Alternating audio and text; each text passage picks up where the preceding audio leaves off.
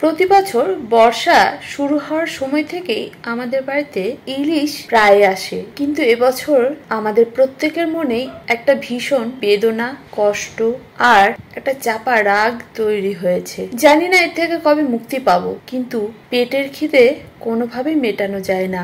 এর জন্য রান্নাও করতে হয় প্রত্যেকটা দিন।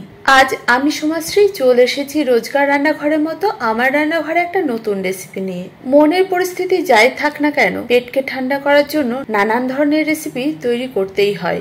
আর আজ আমি ইলিশের একটা সহজ রেসিপি আপনাদের সঙ্গে ভাগ করে নেব, যেটা হলো দই ইলিশ।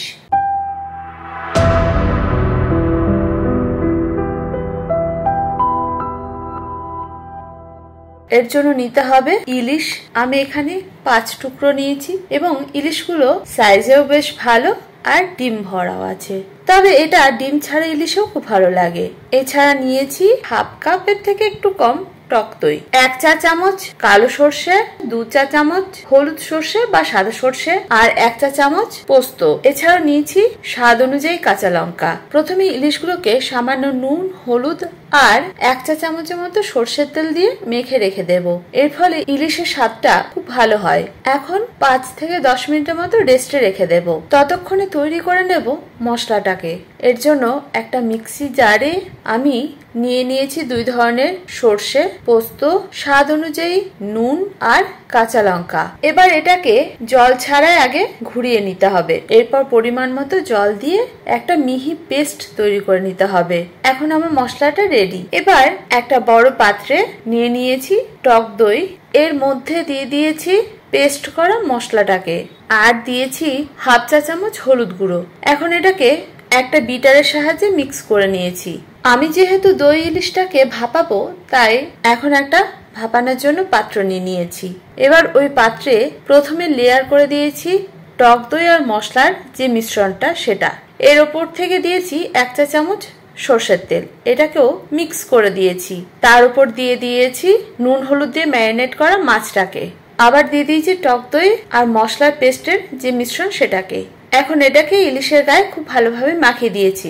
ইলিশ যেহেতু নরম মাছ, তাই খুব বেশি আমি নাড়াচাড়া করিনি। এর ওপর দিয়ে দিয়েছি 2 থেকে 3 চা চামচ সর্ষের তেল আর দিয়েছি স্বাদ অনুযায়ী চেরা কাঁচা লঙ্কা। এবার চামচের সাহায্যে সর্ষের তেলটাকে একটু মিক্স করে দিয়েছি। যেটা ভাপাবো সেই পাত্রটার মুখটা বন্ধ করে দিয়েছি।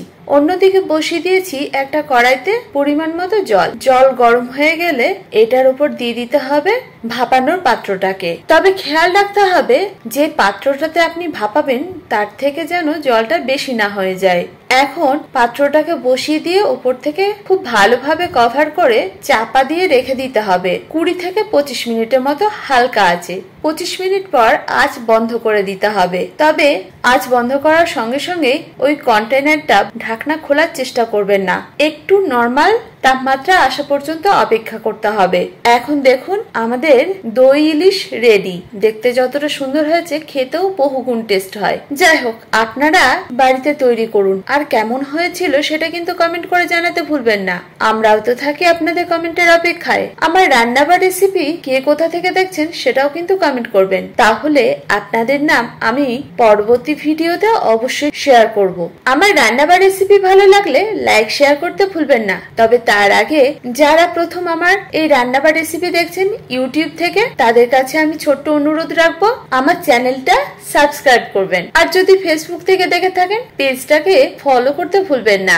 আপনাদের এটুকু ভালোবাসাই আমরা প্রত্যাশা করি। আর যারা প্রথম দিন থেকে আমাদের সঙ্গে আছেন, তাদেরকে অসংখ্য ধন্যবাদ। যাই হোক, আজ এই পর্যন্ত। দেখা হচ্ছে পরবর্তী ভিডিওতে। আপনারা ভালো থাকুন, সুস্থ থাকুন। ধন্যবাদ।